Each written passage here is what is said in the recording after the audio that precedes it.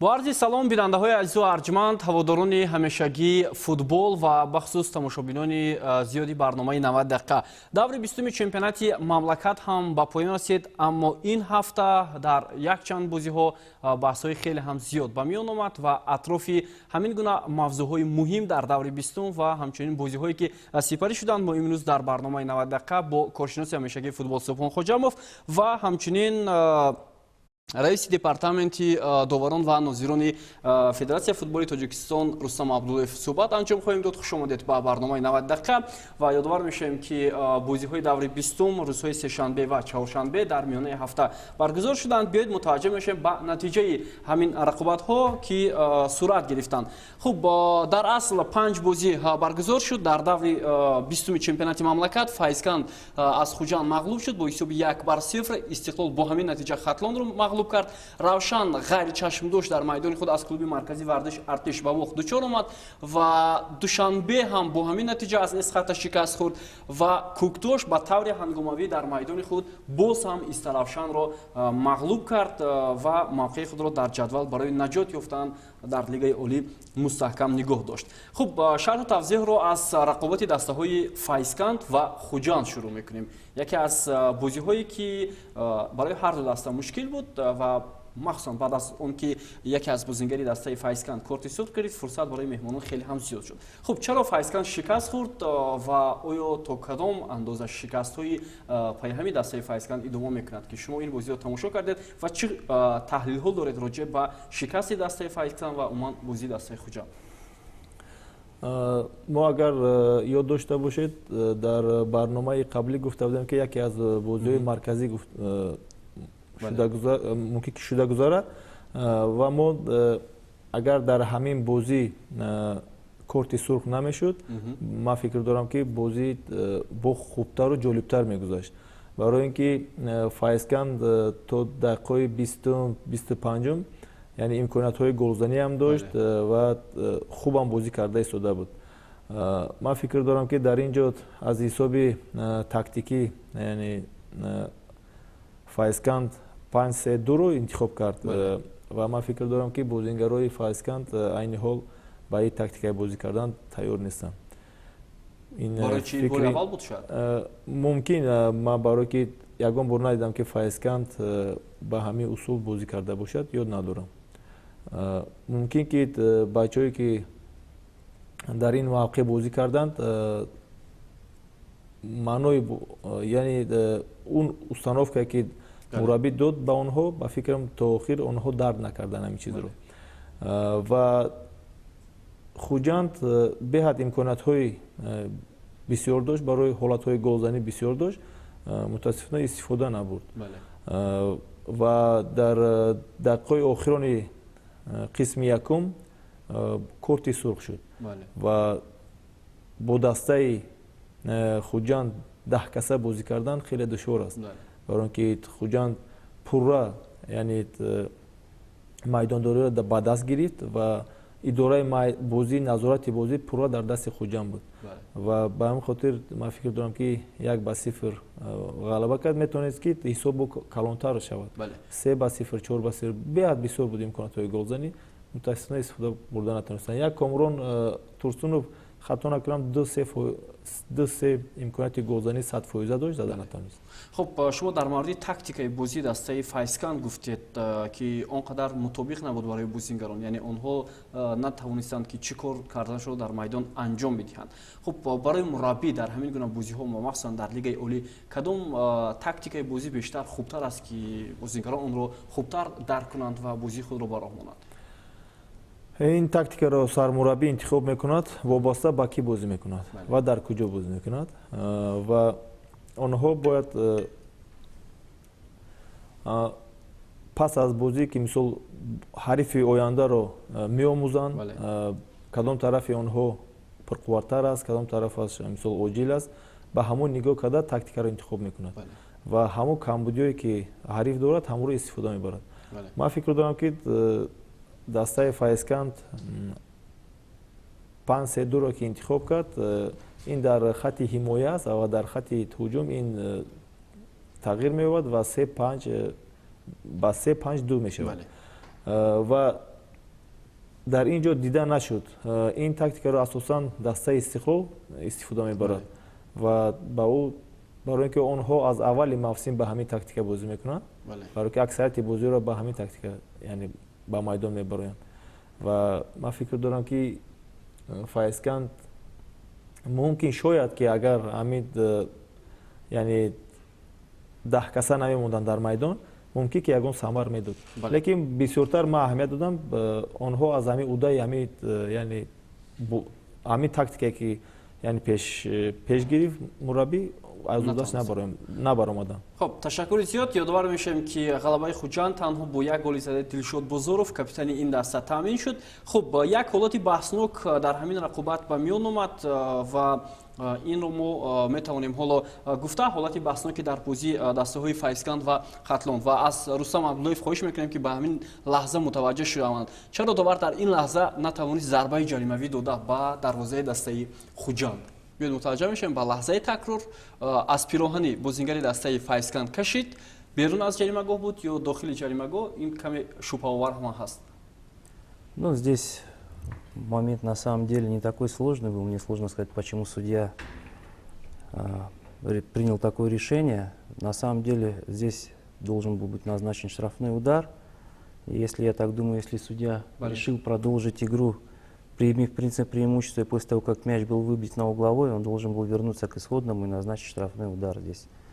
Нарушение было до пределов штрафной площади, поэтому разговор о пенальти здесь и не идет. Здесь должен был...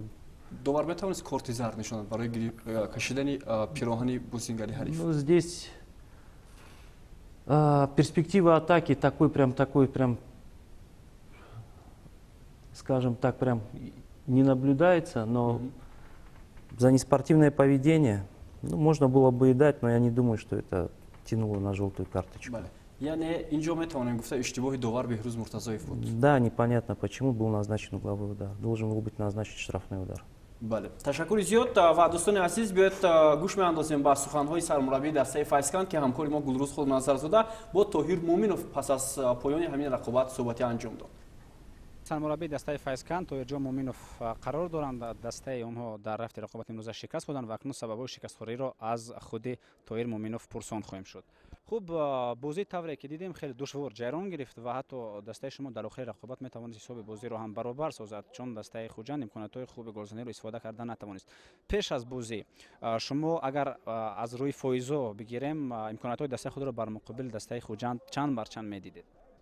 Ну, это сложная игра, это надо смотреть игру, анализировать, потом можно сказать. Во-первых, команду Хаджин с победой, а то, что мы сегодня проиграли, ну, Вайдой Гулмурод, я не знаю, с какой головой можно, имея желтую карточку на себе, и подвести команду, получить вторую желтую карточку, и оставить команду десятером, играя против соперника, такого как Хаджин, десятером играть очень тяжело. В конце игры могли сравнять матч, да, забей Анвар Муродов гол, и можно было 1-1 сыграть матч. Игра такая. Да, были моменты у Хаджинта, у нас тоже были моменты. Еще раз говорю, это надо смотреть, анализировать, потом говорить о том, что какой фуиз и у кого было больше владения мяча.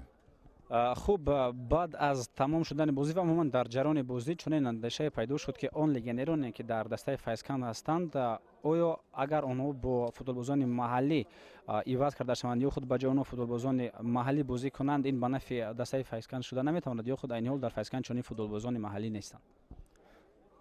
Я практически не ожидал, что у меня два игрока, которые были заявлены в чемпионате на второй круг, это которые по своей инициативе бросили команду, уехали за пределы республики на заработки в Россию. И плюс Абдек Абдугафаров получил травму и не выходит на матч, говорит, что у меня спина болит. Я вообще сейчас удивляюсь над тем, как футболисты вообще относятся к делу.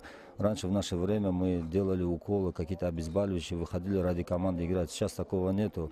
И поэтому, смотрите, у нас сегодня была одна замена, больше на замену не было. бале, акнун суол дар мавриди ҳамин чиз аст. Дар ҳайати захиравии шумо агар назар меандозем, танҳо 4 футболбоз буданд ва 2 нафари онҳо бозам дарвозабон буданд. Яъне ҳеҷ кас набуд то ба майдон ворид шуда рафти бозиро тағйир бидад. Ин аз чӣ сабаб аст? Чӣ гап шудааст ки дар ҳайати як дастае ки дар лиги олии кишвар бозӣ мекунад, танҳо 4 футболбози захиравӣ ҳастанд ва 2 нафари онҳо бозам дарвозабон. Яъне як ҳамлагар нам набуд, онҷо 2 дифоъгар буданд. Еще раз говорю, смотрите, сегодня не было Айбека Абдугафарова, и плюс Джозеф Юмбо пропускал матчи за перебора желтых. И мы сегодня просто меняли линию обороны, полностью поменяли из 2 центральных защитников. Поэтому этот гол вследствие ошибки того, что Энзо, который играл в этой позиции, если бы был бы игрок, который постоянно играл, я думаю, что этого гола бы не было. خب سخنهای طاهر مومینов بود راجع به وضع دسته فایسکان و بسیار نگران کننده هم هست که بعضی بازیگران شاید با اسیب‌های کوتاه نمیتونن به هیئت دسته خود کمک کرده و طاهر مومینов هم از این چیز نگران شد.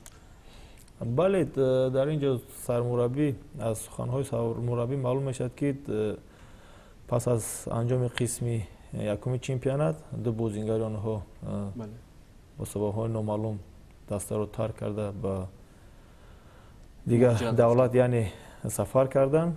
این زمین دولت می‌دید که سرمربی در سخنهای پیشتر هم گفته بود که 3-4 ماه شد معاش نمیگیرن. اونها باید چیکار کنن؟ این چیز رو هم فهمیده میشه. در اون باز 2 بازیگر دیگه لات برداشته است. در حقیقت پرابلم جدی است در خط دفاع، یعنی 2 بازیگر اساسی که وقتی که بازی نمی‌کرد او مجبور میشد که یعنی 5 دفاعگر مونند نسبت به، لیکن سبب گفتم که اگر کارت سرخ نمیگیرید ممکن که بازی دیگر رنگ میگیرید. من فکر دارم اگر همین طرف رفتن گیرد این در حقیقت پرابلم کلان است که در خط ذخیروی یعنی هیئت ذخیروی همگی یک بازیگر است. بله، واقعا هم نگران کننده است و اکنون وقت نشان میدهد تو انجام موسم ان شاء الله حالا وقت هست فکر میکنم و فایسکان در وضعیت بسیار بد قرار دارد. برآمدنش از این موقع خیلی هم دشوار است. خب بیایید گوش میاندازیم به سخنهای سرمربی دسته خوجند رستم خوجایف.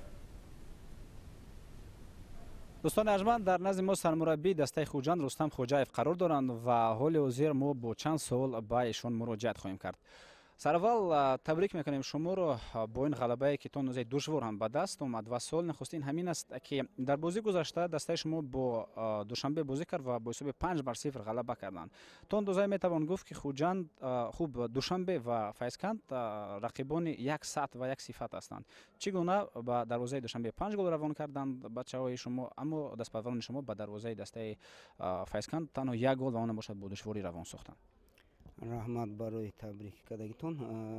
дар бораи бозӣ албатта барои он монанд шудане ки бозии бо душанбе 83 буд, он вазъиятое ки голзанӣ доштем ан чизро истифода кардан дар кор буд. аз аввали бозӣ хеле хуб сар кардем ва он вазъиятое ки голзанӣ доштем бояд он ба амал мерасид ва бозӣ камтар равиши ором мегирифт. лекин аз ҳамон сабаб ки мо натонистем аз вазъиятҳои голзанӣ истифода барем, барои ҳамин камтар мумкин бозӣ душвор шуд. лекин агар он ҳолатҳои голзаниро бинӣ дар ин бозӣ назар ба дар бозии душанбе 83 ҳолатҳои голзанӣ бисёртар буд. лекин дар охири бозӣ мо метонистем ҳамин ғалабаро аз даст диҳем. خب به هر صورت پیروزی دسته خوجند رو برای هوادارانش تبریک میکنیم. پیروزی خیلی هم مهم بود و آنها در موقع دومی جدول مسابقه خود را استوار کردند. خب میگذاریم به بازی استقلال ختلان و این رقابت با حساب 1-0 به پایان رسید با یک گل زده منوچهر جلیلوف در قسم دومی رقابت. خب چرا استقلال در بازی های داخلی حالا با مشکلی پیروز می شود؟ خب این بازی رو تماشا کردید. سبب اساسی و پرابلم اساسی دسته ویتالی لیفچنکو در چی بود که مقابل ختلان تنها اونها 1 گل زدن، هرچند اقتدار این دسته نسبت به دیگر تیم ها خیلی زیاد است. ما در این مورد سخن هم کرده بودیم در برنامه پیشینه که درجه یکم باید استقلال چند قدر پیشتر اگر عمود از حالتی که داشت در لیگ قهرمانان آسیا و چمپیونات داخلی برگرده. در اینجا گپ درباره روحانیت یعنی روانی بازیگران میرود.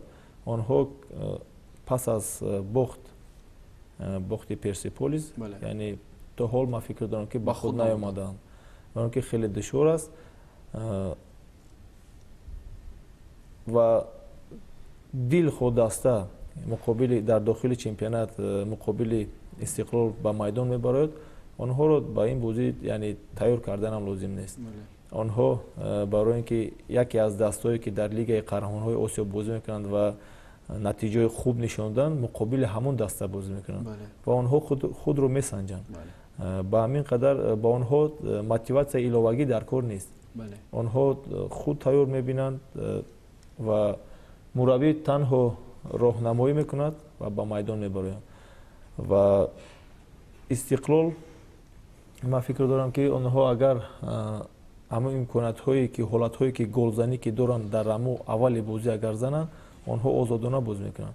лекин вақте ки ҳамон ҳолатҳои голзаниро истифода намебаранд, ҳамон чиз ҷамъ мешавад, яъне оҳиста оҳиста ба мушкилӣ мешавад ва боварӣ аз худ дур мешавад. бале хуб ташаккури зиёд мо аз коргардон хоҳиш мекунем ки ҳамон ҳолатҳои баҳсноке ки дар ин бозӣ буд барои мо манзур кунанд. Ду ҳолати баҳснок ва Рустам Абдуллоев инҷо ҳузур доранд ва метавонанд дар мавриди ин гуна вазъиятҳо гуфта, яъне ҳолати баҳсноке ки бо иштироки бозингарони дастаи Истиқлол ба миён омад. Хуб дар мавриди он ки тӯбро ҳимоятгари дастаи Истиқлол Алексей Ларин бо даст аз ҷаримагоҳ берун кард, ёне бо даст бозӣ кард, шумо чӣ гуфта метавонед дар ин маврид? Оё воқеан ҳам инҷо бо даст тӯб аз ҷаримагоҳ берун карда шуд ё на? Ну, посмотрите, если посмотреть внимательно, очень долго разбирали этот момент. Здесь нападающий, посмотрите, каким этим удерживает Ларина. То есть здесь нарушение идет, задержка со стороны нападающего. И действие, посмотрите, Ларин выдергивает руку из-под его давления, и получается так, что действия нападающего повлекли за собой вот это движение Ларина, который в этот момент попал мячом в руку.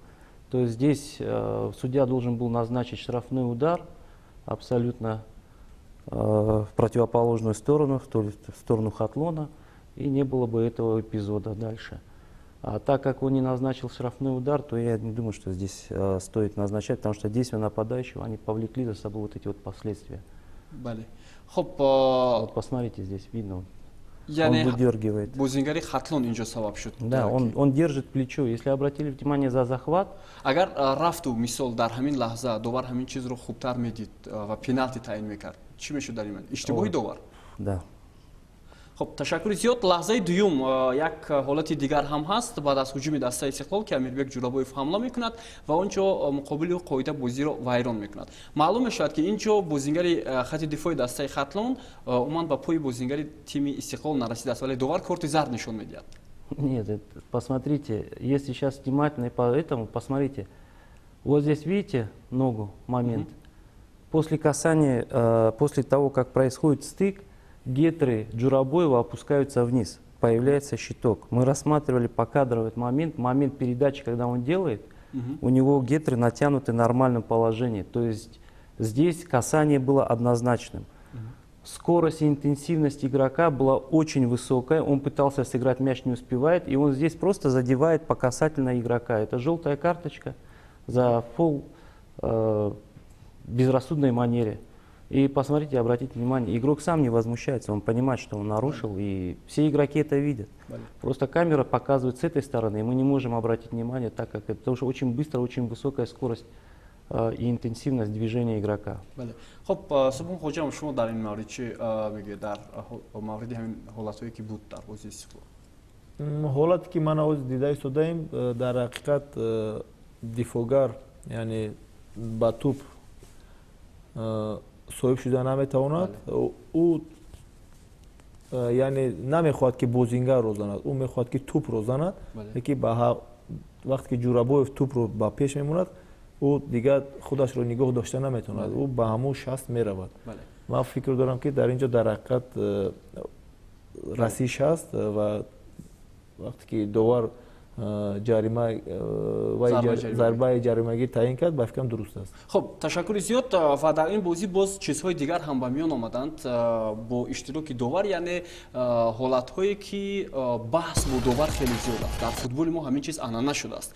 яъне бозингарон бо доварон баҳс мекунанд ва ҳатто ҷойҳое мешавад ки дашном медиҳанд доварро, вале довар дар баъзе маврид ба ин чизҳо умуман дахолат намекунад. Масалан, вақте доварро дашном кард, ӯ ҳуқуқ дорад ки бозингарро ҷазо бидиҳад. Аммо дар бозии Истиқлол ҳамин гуна ҳолат буд, замоне ки бозингарони Истиқлол ба довар фишор меоварданд.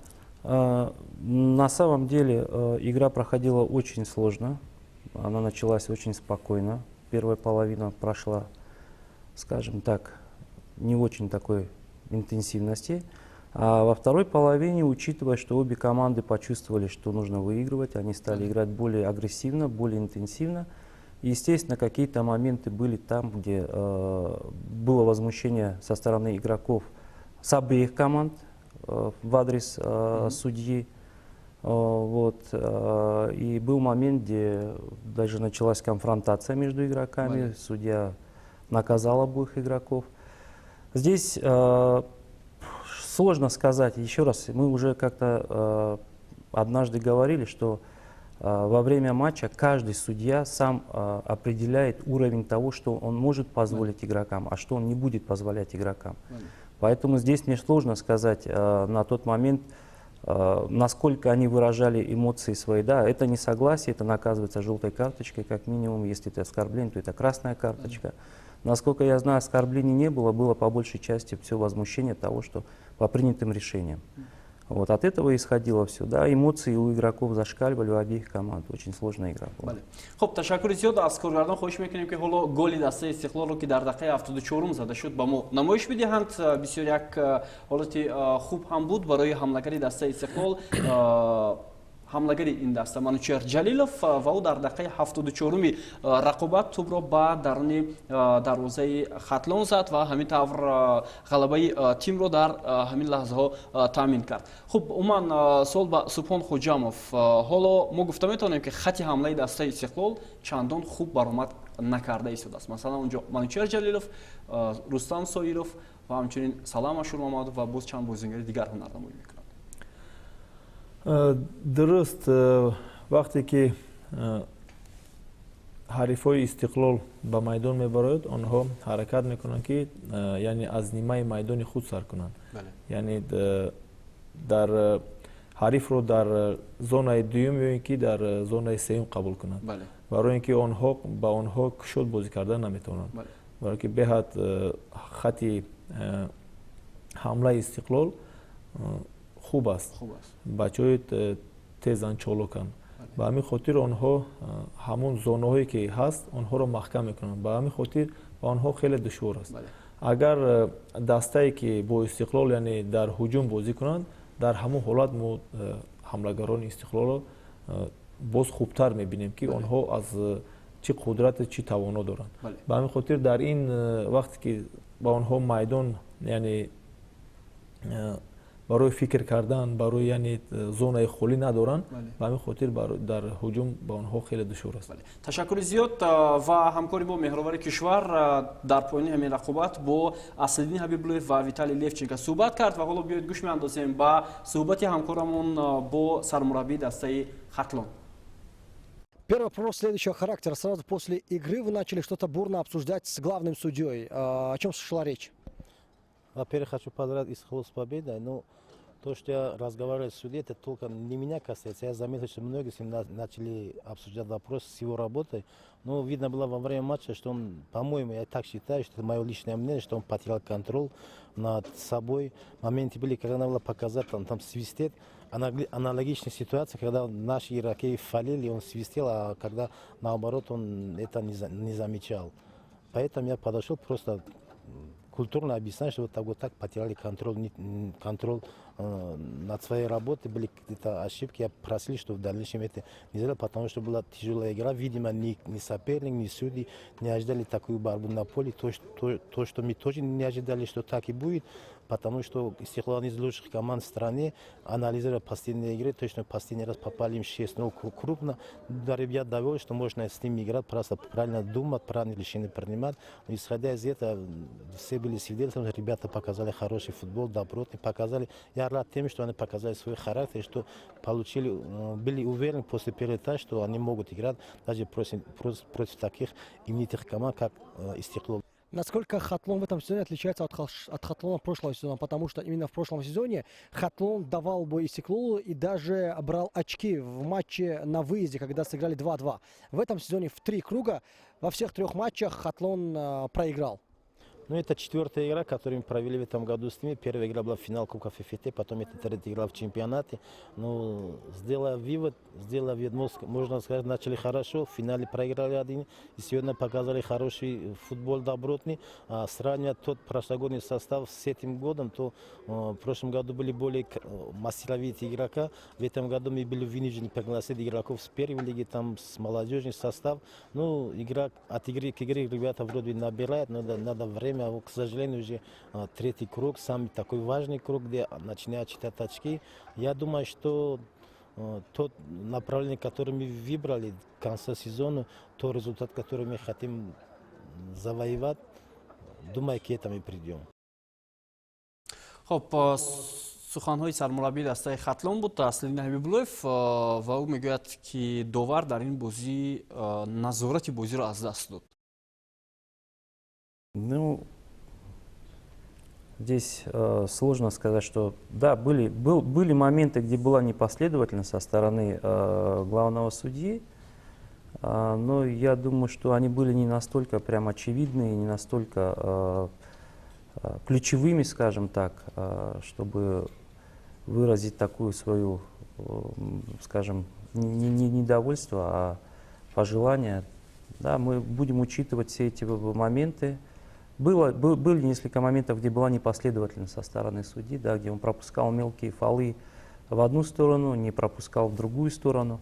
Но я могу сказать, что были и моменты, когда и против Истеклола нарушали, он пропускал. То есть здесь это было, скорее всего, скажем так, начало второго тайма, как оно началось, вот эта вот более агрессивная игра, она, видимо, тоже сказалась на суде, то, что он на самом деле не то, что потерял контроль над игрой, просто не ожидал такого, скажем так, сопротивления со стороны Хатлона, то, что ребята будут играть.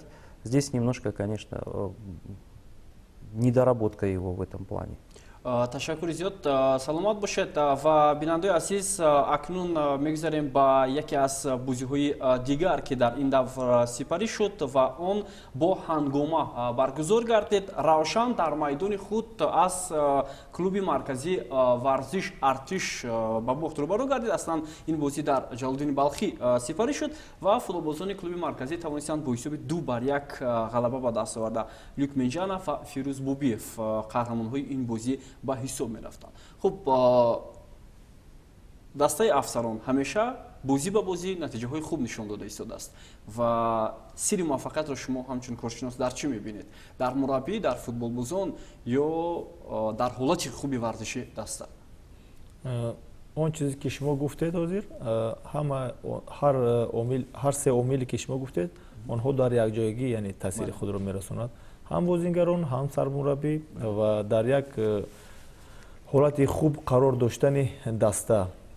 اگر ما از سخن‌های پیشینه همین صبحانه پس از غلبه در شهر خوجند دسته اسقاط را مغلوب کردند، در همون سخنرانی گفته بود که ما بازی به بازی و یعنی روز به روز میخوایم که بازی بیشتر خوبتر نشون دهیم و در بازی آینده حتما باید غلبه خواهیم کرد و مربی با این گفته خود یعنی مقصد رو گذاشته بود و یک برنامه خوب تیار کرده بود برای دسته مقابل دسته روشن کلوب و آمادگی خوب دیده بود. ما در گفته که یکی از بازی مرکزی می شود برای اینکه برای موقع خود را نگاه داشتن در جدول چمپیونات پس از غلبه کلوب مرکزی ورزش ارتش ما دیده استیم که آنها با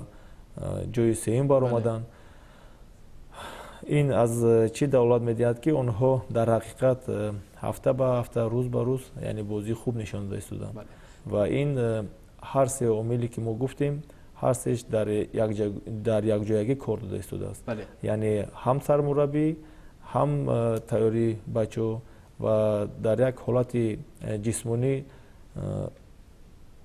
хуб истодани дастаи клуби марказии варзиши артиш мебошад. бале воқеан ҳам ин натиҷаи бениҳоят хуб ва хотиррасон мекунем бинандаи азиз ки дар ҳамин рақобат довари бозӣ ду корти сух нишон дод. Инҳо ба муфизатгар Идрис Аминов ва бозингари равшан Сафаралӣ Каримов ки ин ҳам то як андоза ҷой дошт дар ин рақобат ва баҳсу мунозира дар ин маврид вуҷуд надорад. Яъне ҳама чиз аз рӯи адолат буд дар ин рақобат. Хуб Душанбе мағлуб шуд дар майдони худ аз тими Исхата ва ин бозиро чӣ гуна шаҳр медиҳед? Чаро Душанбее ки дар вазъияти бисёр нонқадар хуб аст дар муқобили Исхата ки дар буҳрон қарор дошт ба бохт рӯбарӯ шуд. қувваи дастаҳоро чӣ гуна шаҳр медиҳед? Баробар аст ё ки Исхата нисбат ба тими мизбон афзалият дошт? Дастаи Исхата нисбат ба дастаи мизбон яъне дастаи Душанбе афзалият дошт, барои ин ки дар даста бозингарои хуб бозӣ карда истоданд ва ман фикр дорам ки Исхата муқобили клуби марказии варзиши артиш ҳам бозии хуб нишон дода буд, аммо мағлуб шуда буд ва ман фикр дорам ки дар ин бозӣ онҳо дарк карданд ки яъне бояд сарҷам шаванд ва ҳолатҳое ки голзанӣ доштанд хубтар истифода баранд ки ғалабаро ба даст оранд. Ва ман фикр дорам ки аз ҳамин истифода бурданд ва бозиро ба фоидаи худ ҳал карданд. Бале. Хуб ду голи бозингарони дастаи Исхата ба Алинур Ниёзбеков ва Мубинҷон Муъминов тааллуқ дорад. Як голи дастаи Душанберо Хуршед Абдуллоев ба самар расонид ва чанд фурсатҳои дигар ҳам барои бозингарони дастаи Душанбе буд, аммо онҳо муваффақ нашуданд барои задани гол. Ба ҳар сурат Душанбе ҳам ҳоло дар қатори дастаҳое аст ки барои наҷот ёфтан дар Лигаи Олӣ муборизаро идома медиҳад. Хуб ба назари шумо дастаи Душанбе метавонад наҷот ёфта? Масалан Файзканту Душанбе қариб ки дар як ҳолат ҳастанд. Агар мо як ба ҷадвал нигоҳ кунем, се даста онҳо дар ақиб монданд, яъне дастаи Душанбе, дастаи Куктош ва дастаи Файзкант, яъне ду даста 17 холи дорад ва як дастаи дигар 18 хол дорад. Ман фикр дорам ки онҳо мавқеи худро дар Лигаи Олӣ нигоҳ доштан байни худ ҳал мекунанд. Бозие ки байни худ доранд дар ҳамун ҷо маълум мешавад. Дигар дастҳо дар ҷадвал Равшани Клуб ба фикри ман агар муборизаро ба медалҳо яъне дигар шонс имконият ки гӯем ки дигар надорадам хато намекунем, барои ин ки онҳо хеле аз он дастае ки мубориза бурда истанд қафо монданд ва ба медалҳо ман фикр дорам ки медали биринҷӣ барои медалҳои биринҷӣ дастаи клуби марказии варзиши артиш, дастаи Истаравшан, дастаи Исхата ва Хатлон метавонанд то давраи охир мубориза баранд. Бале. Ташаккури зиёд ва акнун мегзарем ба ҳамон бозии баҳсноки даври 20-уми чемпионати Тоҷикистон. Куктош бо Истаравшан бозӣ кард. Хуб пеш аз он ки мо дар мавриди ин бозӣ таҳлил кунем, биёед дар мавриди кори доварон дар ҳамин бозӣ шарҳ хоҳем дод. Хуб шумо нозири доварон будед дар ҳамин рақобат? Нет, я не был инспектором. Хуб ба ҳар сурат агар шумо нозири доварон мебудед, баҳои чанд мегузоштед ба кори доварон дар ҳамин вохӯрӣ ба Насим Амидов? Ну, здесь в первую очередь скажем, что это решение было не Насима Хамидова. Он отстал далеко от момента. Вот. И если бы даже он занял бы позицию в штрафной площади, находился бы рядом, я думаю, это бы мало бы чему помогло, потому что скорее всего, он находился бы левее от игроков, а то, что случилось, было бы закрыто за его спиной. Вот. Поэтому здесь ошибку допустил первый помощник Рахмонов Комиль. ва довари марказ метавонист голро ҳисоб кунад ва қарори довари канонро рад кунад? Да, если бы он был бы рядом, он бы мог это сделать, конечно, но его, к сожалению, там не оказалось. Здесь анализировать нужно целиком объясняя телезрителям, почему это так случилось. Ну, в первую очередь, хочу попросить прощения у всех любителей футбола от себя лично, от департамента судейства инспектирования Федерации футбола Таджикистана, что такая допущена была грубейшая ошибка.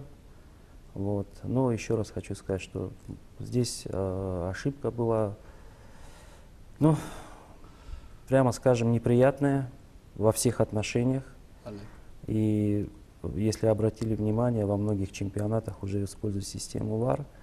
То, что это было именно участие ВАРа. Здесь было бы очень кстати. خب تشکر از سپان خوجه هم پرسیده نمیشویم چرا استرافشان باز هم از کوکتاش مغلوب شد. خب این بازی هم فکر میکنم در آینه نیلگون پخش شد برای هواداران فوتبال. خب چی تحلیل میکنید رقابت دستای کوکتاش و استرافشان؟ چی باعث شد؟ چی پرابلم بود که استرافشان نتوانست موفق شد؟ غیر از اون که گل دستای استرافشان حساب کرده نشد. بیاید باز یک بار دیگه به قفو گردیم و بازی که در دور دوم چمپیونات در استرافشان برگزار شده بود با او بازی نگاه کنیم. در همون بازی هم استرافشان از بالای کوکتاش غلبه نکرد. در همون بازی هم دشواری داشت، یعنی 2-0 مغلوب شده بود. و در آخر تنها آنها توانستند یعنی بازی را با مساوی انجام دهند. و من فکر دارم که در فوتبال هم خیلی چیز است که یک خیلی دستا با یک خیلی دستا یعنی неудобно соперник میگن، همین چیز هست. و همین خاطر من فکر دارم که برای دسته استرافشان همین دسته کوکتاش همین طور است. و این حالت هایی که می شود در فوتبال من فکر دارم که در اینجا یعنی ناپسندی نکردن، برای اینکه آنها میدونستند که قوای کوکتاش چی طور است و در میدان خود دیدن که وقتی که نادید میگیریم بازیگر رو یعنی دسته رو با چی آورده رساندنش ممکن است و آنها با فکرم تیاری خوب دیده بودند. و پس از با استفاده رفتن سرمربی دسته کوکتاش من فکر دارم که نمیدونم علی جان باشد اجرا کننده وظیفه سرمربی، ممکن یگان سخن‌های لازمی یافت با بچه‌ها که با بچه‌ای که مثلا شاید هوسمندی مالیوی زیادتر بود قبل از رقابت با بازیگران. این چیز رو رد کردن ممکن نیست. یا اینکه ممکن که یگان تغییراتی در بازی وارد کرده است که همین چیز با فایده دسته کوکتاش یعنی انجام یافت. بله، تشکر زیاد. و دو حالت بحثناک بود. حالت اول رو گفتیم و یک حالت دیگر این در آغاز رقابت بود. حالت بحثناکی که بسیاری ها بر آن نظرند که داور باید بازیگری دسته کوکتاش را در دقیقه 14 از میدان خارج میکرد. یعنی اونجا یک برخورد بود در مرکز میدان در دقیقه 14 رقابت و بعداً داور عموما به این چیز متوجه نشد. تنها ضربه جریمه‌ای حالت اولی دسته کوکتاش و همچنین تیم استرافشان. خب نظر شما رستم عبداللهیف در همین مورد گفته می شود که بازیگر تیم کوکتاش اعظمجان مرادوف بعد از اون که حریف را از پای افتانید برقصدانه با پای برای بازیگر دسته استرافشان زد. Да, действия со стороны игрока 12, они, скажем прямо, хулиганство. Назовем это по-другому, это никак нельзя назвать, потому что после того нарушения он специально напрыгивает на игрока и, вставая, задевает игрока бутсами по лицу. Да, это агрессивное поведение. Здесь, обратите внимание, судья сразу среагировал на этот момент. Вот. Но в момент, когда игрок поднимался, видите, действия судьи, он уже сразу приготовил желтую карточку. Он просто не видел момента, когда игрок поднимался, что он ударил бутсами соперника по лицу. Вот. Если бы этот момент был бы у него более открыт, потому что, посмотрите, уже подбежали игроки в этот момент, когда это все происходит, вот он падает, игроки подбегают, закрывается обзор, и в этот момент он бежит, показывает желтую карточку. Вот. яъне инҷо корти сур. Да, это красная карточка, это агрессивное поведение, здесь никаких вариантов просто. бале хуб ин ҳолати аввал буд ва бубинед ки дар як бозӣ чӣ гуна довар таъсири хеле ҳам бузург гузошт ва ин ба натиҷаи бозӣ оварда расонид. хуб биёед ба ҳамон голе ки бозингарони дастаи Истаравшан заданд ва он ҷо ҳам ҳисоб карда нашуд. ҳамин лаҳза замоне ки мебоист ҳисоб 2-2 гардад.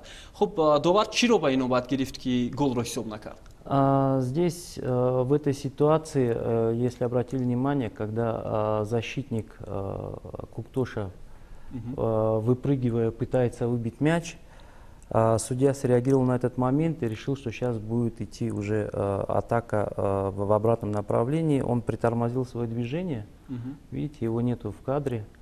Вот. И, естественно, он уже не видел, что происходит внутри штрафной площади. На себя это взял первый помощник, который среагировал на отдернутую руку нападающего Истаравшана. Если посмотрите, одновременно, видите, мяч попадает и в бедро, и в этот же момент рука резко уходит назад. То есть здесь реакция судьи была именно на то, что ему показалось, что мяч попал в руку. Если вот с этого ракурса посмотреть, то и на телевизионной картинке тоже может создаться такое впечатление. Но так как судья не находился рядом, он не мог принять решение, учитывая, что помощник подсказывал, что игра рукой, поэтому гол был отменен. К сожалению, неправильно отменен. Еще раз повторюсь, мы извиняемся за эту ошибку. Очень досадная ошибка, понимаем, к чему это привело, то, что матч закончился поражением Истаравшана.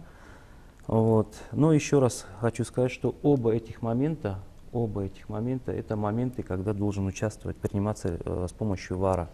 То есть если была бы эта возможность была бы, вот видите, судья здесь, он видит, что защитник прыгает, и он не продолжает ускорение в сторону этого. Я считаю, что дальше работа будет, игра будет проводиться в центре поля. Поэтому, сейчас это находится, команда Истаравшан абсолютно закономерно подала протест на судейство, на принятое решение. Вот. Сейчас это находится на рассмотрении судейского комитета. Я думаю, что в ближайший сегодняшний день, может быть завтрашний день, я знаю, создано экстренное заседание судейского комитета, будет вынесено решение. К сожалению, я не могу сказать, какое будет принято решение со стороны судейского комитета. Это судейский комитет решает. Вот. Но еще раз говорю, очень грубая и печальная ошибка. خب تشکر زیاد و حالا ما میتوانیم با سرمربی دسته استاراوشان محمدجان حبیبولوف هم صحبت شویم طریق تلفن که ایشون هم نظر خود را راجع به شکست دسته استاراوشان، راجع به باختی که استاراوشان دارد در همین چمپیونات گفته باشند، چون Рустам Абдуллоев هم اشاره کردند که اومن ستاد مربیانی دسته Истаравшан اومن نامه شکایتی نوشتند از بالای داوران و این چیز از جانب کمیته داوران فدراسیون فوتبال تاجیکستان تفتیش کرده خواهد شد. خب اگر در خط علاقه باشند سرمربی دسته Истаравшан، حالا ما میتوانیم پیوست شویم با محمدجان حبیبولوف. الو، سلام علیکم. و علیکم السلام. خب حالتون خوب است؟ این حال Истаравшан در کدام حالت است و چرا محض Истаравшан همیشه از کوکتاش در موسم امسال برای گرفتن امتیاز مشکلی میکشد؟ البته بازی که دسته کوکتاش سه باخته داشته، در دو باخته مغلوب شده. من فکر میکنم که دسته که قریب یک پوچش در لیگ اول است و کدام هدف نباشد مبارزه میبرد و ما هم شاگردان خود گفته گذشت، یعنی که هر یک خول برای کوکتاش هم مانند باد و هوا در کار است. برای ما هم که ما مبارزه را برای مدال بوده ایستاده‌ایم. البته بازی خیلی یک بازی حل کننده، حل طلب بود، لیکن چیزی که ما دیدیم در رفت بازی بسیار غلطایی بود که من فکر شخصی خود گفتنیم که همین داوری یک طرفه بود. ташаккур ва Рустам Абдуллоев ҳам гуфтанд ки воқеан ҳам довар ба хатогӣ роҳ дод. Дар ду ҳолат бояд бозигари Коктош аз майдон хориҷ мешуд ва гол ҳисобида мешуд. Хуб, ба назари шумо ҳамин чиз таъсир расонид ба натиҷаи бозӣ?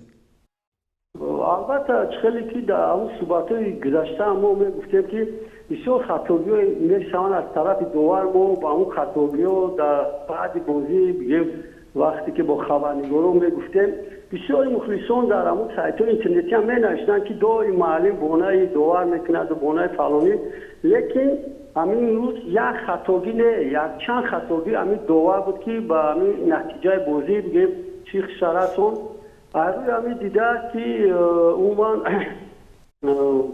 аз рӯи вазъи даста чихеле ки мухлисони даста чихеле ки мебинем норӯзиянд, ман ба ҳамин чӣ омадам ки рӯзи 26 ки мо вохӯрӣ бо Истиқлол дорем, ин вохӯрии маълим як вохӯрии хотимавӣ дар футболи тоҷик мебошад. ман баъди ҳамин бозӣ нигоҳ накарда бо натиҷаи бозӣ аз даста рафтаниам умуман ба кори мураббигии худ дар футболи тоҷик қатъ кардам.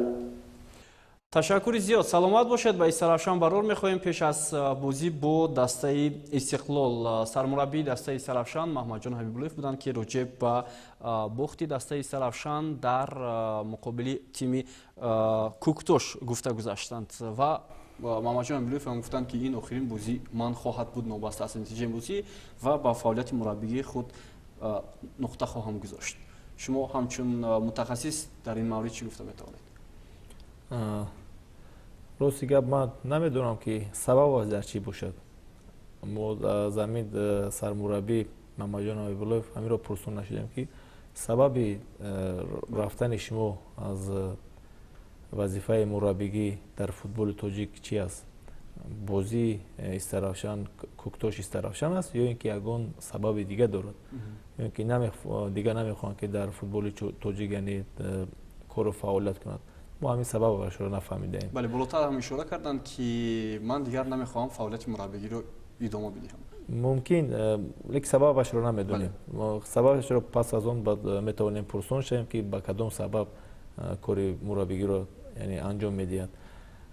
ва бори дигар ман мегӯям ки дар ҳақиқат ҳамин бозӣ аламовар аст. аламовар аст дар кадом маврид? дар мавриде ки агар мо як бор агар назар кунем ё ин ки тасаввур кунем ки ҳамин бозӣ дар чемпионат бозии охирон аст. мисол бозии охирон аст ва даста дар вақте ки мисол мубориза ба яъне мавқеи худро нигоҳ доштан дар лигаи олӣ бошад, дар он маврид чӣ мешуд? ё ин ки ман гуфтанӣ ҳастам ки ҳозир агар не дар майлас мавзӯ дар вақте ки тарк кардани лигаи олӣ гап меравад. мисол гӯем ки ҳозир ҳамин дастаи Истаравшан яъне дар зинаи нӯҳум қарор дорад ва агар ҳамин бозӣ мусовӣ анҷом меёфт, як холи лозимиро мегирифт, дар ҳаштум ҷо мегирифту ба ҷои ӯ дигар кас тарк мекард. дар ин ҳолат беҳад дар ҳақиқат аламовар мешуд ки даста аз ҳамон голе ки гуфта истодем ки голе ки ҳисоб накарда, голи ҳалоле ки задан ки ҳисоб накардан, дар ин ҷо меравад. дар ҳақиқат дар ин ҷо на танҳо сармураббӣ, дар ин ҷо психологияи бозингаро ҳам яъне оҷиз мешавад ки дар ҳақиқат мегӯям ки ноадолатӣ аст, ноҳақӣ аст. ба ҳамин хотир ба доварҳо ҳам душвор аст. вақте ки мо наворро тамошо кардем, дар ҳақиқат дар якум лаҳза хиёл мекунем ки дар ҳақиқат ба дасташ расид. ба ҳамин хотир агар мо ягон дигар давлатҳое ки пешрафта ҳастанд, футболашон яъне пешрафта аст, дар он давлатҳо чӣ тавре ки Рустам Абдуллоев гуфтанд, системаи варро истифода мебаранд ва ҳамин баҳсу яъне музокирае ки дар байн меояд, ҳамин аз байн меравад. یعنی عدالت برمیگردد بله. در حالت‌های بحث. خب تشکر زیاد و باید گفت که کوکتوش هم در حال غلبه کرد که علیور اشور محمدов از مقامش رفته بود. یعنی این مربی الکی از سیوم دسته می شود که در لیگ اولی کنار رفت و علیور اشور محمدов حالا بیکار هم هست. پیشنهادها هستند برای علیور اشور محمدов که فعالیت مربیگی خود را در کجا ادامه می‌دهد در ادامه چمپیونات. به هر صورت عموما بحث‌ها در فوتبال ما خیلی هم زیاد شدند. بارها مربیان اشاره کردند گروه بازی فوتبال بازان، بعضی چیزهایی که بازیگران مایل دارند به او، مخصوصا مایل بازیگران به شرکت‌های بوکمیکری بسیار تاثیر بد رسانیده شده است در دوام چمپیونات و مخصوصا در پایان رقابت‌های لیگ اولی چمپیونات مملکت. خب بینندگان عزیز، اکنون می‌گذاریم به امور دور 20 که یک چند رویدادها بودند در این دور و ما کوتاه در مورد آنها گفته می‌گذاریم. خب در این دور 11 گل به قید گرفته شد در عموم در 5 بازی و همچنین 5 گل میزبانان به هدف رسانیدند در دور 20 چمپیونات. همچنین 6 گل فوتبالبازان مهمان به دروازه حریفان وارد کردند. همچنین در این دور 7 گل در قسم دوم زده شد و در قسم اولی رقابت باشد 4 گل به هدف رسید. خوب کارت‌های زرد در این دور زیادتر بودند. کارت سرخ 3 دفعه در بازی‌ها به قید گرفته شدند و کارت‌های زرد 15 مرتبه که این امور در دور 20 چمپیونات مملکت بود.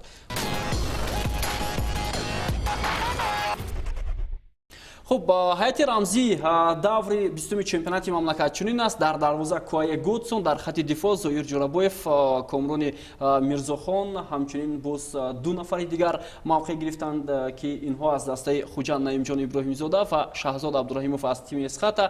در مرکز میدان دلیر یادگورов، بنیاد شودیев، امیربек جورابویف، بوهرجان سنگینبویف. در خط حمله ازبек سلطانов از تیم کوکتوش و لیوک منجان از تیم کلوب مرکزی ورزش ارتش. این بود نقشه و هیئت رمزی دور 20. امین سوپانی بهترین مربی هفته انتخاب شد. خب در مورد هیئت رمزی دور 20 چمپیونات مملکت در حقیقت همین بازیگرایی که در هیئت رمزی شامل شدند اونها در همین دور بازی خوب نشان دادند. بله. گودسون نوابسته که دسته خطلان مغلوب هم شده باشد به از بسیار امکانات هایی که گلزن داشتند یعنی برطرف کرد و موقع که گودسون امروز دارد یعنی ارزنده است و همچنین درباره سلطان و ازبک هم همین گفتنی هستم که یعنی بازی خوب نشان داد و گل هم به دسته استرافشان زد و غلبه را به دست آورد. در مورد سرمربی بازی اساسی که برای موقع خود را عوض کردن در چمپیونات بود به فایده خود حل کرد. و این هم یعنی ارزنده است. بله، تشکر زیاد و بهترین بازیگر دور 20 چمپیونات مملکت پایین دسته لیگ اولی از روی فرضیه شبکه ورزش و برنامه ما ازبک سلطانов از تیم کوکتوش گردید. دسته که در پایان جدول قرار دارد و 17مین امتیاز خود را بعد از پیروزی بر تیم استرافشان به دست آورد. در مورد ازبک سلطانov گفته گذاشتید و واقعا هم ارزنده است این بازیگر. خب اکنون متوجه میشویم با نشانزن‌های چمپیونات مملکت تا دور 20 لیگ اولی که الکی 4 نفر حالا قریب که نزدیکتر هستند با هم دیگر. دلشاد بازارов از خوجان 11 گل، رستم سویرов منیچر جلیلov از استقلال 10 گلی و الهام баротов از تیم استرافشان 10 گل زده است. همچنین اونجا اکوبیر توراев و ارتем سیاردیوک 9 گلی هم زدند از دسته های اسخاتا و خوجان. خب اکنون با جدول مسابقه متوجه میشویم که کدام دسته در کدام موقع قرار دارد. در چمپیونات مملکت استقلال شماره امتیازش را خیلی هم بالا برد. آنها با 46 امتیاز در زینه اول قرار دارند. خوجان 38 امتیاز، کلوب مرکزی ورزش ارتش 30 امتیاز و استرافشان 29 امتیاز به دست آورده است. دوشنبه فایزکند کوکتوش حالا مبارزه را ادامه خواهند داد. برای نجات یافتن برای آنها بازی‌های دور 21 چمپیونات مملکت خیلی و خیلی مهم муҳим ҳам ҳаст. хуб биёед дар мавриди бозиҳои даври 21-ум гуфта мегузарем ки рӯзҳои истироҳат шанбе ва якшанбе баргузор мешаванд. 5 бозӣ дар назар дошта шудааст. Инҳо дидори дастаи Хуҷанд Кӯктош, клуби марказӣ вардиш Артиш Душанбе, Хатлон Равшан, Истаравшан Истиқлол, Исхата Файзканд. хуб мо ҳамеша дар поёни рақобат дар мавриди бозиҳо гуфта мегузарем, вале имрӯз тахмини шумо дар мавриди натиҷаи бозиҳо чӣ гуна аст? Кадом даста бартарӣ дорад? Масалан Кӯктош, Хуҷанд Кӯктош, кӯтоҳ дар мавриди натиҷаи ҳамин бозӣ пешгӯии шумо. натиҷаша намедонам, лекин Хуҷанд ман фикр дорам ки барои мавқеи худро дар зинаи дуюми чемпионат нигоҳ доштан, ман фикр дорам ки ба хатогӣ роҳ намедиҳад ва ба фикри ман ғалаба мекунад. Клуби марказӣ вардиш Душанбе. ин бозӣ дерби пойтахт аст. дастаи Душанбе ҳам ман фикр дорам ки барои мавқеи худро дар лигаи олӣ нигоҳ доштан муборизаро ҷиддитар мебинад. клуби марказии варзиши Артиш барои нигоҳ доштан мавқеи худро дар зинаи сеюм ӯ ҳам тамоми кӯшиши ҷадидҳоро яъне идома медиҳад ва ман фикр дорам ки ғалаба мекунад. хуб дерби Хатлон Равшан, фақат метавонед бартари кадом дастаро инҷо кӯтоҳ гуфта? ман фикр дорам ки Хатлон бартарӣ дорад. Истаравшан Истиқлол. Истаравшан Истиқлол душвор мешавад. мумкин ки бозӣ мусовӣ анҷом ёбад. Исхата Файзканд. Исхата ба фоидаи худ ҳал мекунад ба фикри ман. Ташаккур. хуб бозии марказии давр ба назари ман Истаравшан Истиқлол аст. хуб ба бозии марказии давр ҳоло кадом доварон сафарбар мешавад? Ну, сегодня уже объявят назначение после утверждения комиссии, потому что после того, что произошло, были внесены корректировки и изменения. Я думаю, что сегодня вечером уже все будет ясно окончательно. ташаккури зиёд. Саломат бошед. Аз Субҳон Хоҷамов ва Рустам Абдуллоев барои ширкатшон дар барномаи 90 дақиқа изҳори сипос мекунем ва умед дорем ки бозиҳои даври 21-уми чемпионат боз ҳам ҷолибу диққат ба поён мерасад ва аз меҳмонҳои барнома Субҳон Хоҷамов ва Рустам Абдуллоев барои ширкаташон дар барнома изҳори сипос мекунем ва рӯзи душанбе бозиҳои даври 21-уми чемпионати мамлакат дар ҳамин студия мавриди таҳлилу баррасӣ қарор хоҳад гирифт. То нашрҳои дигар сеҳатманду пирӯз бошед.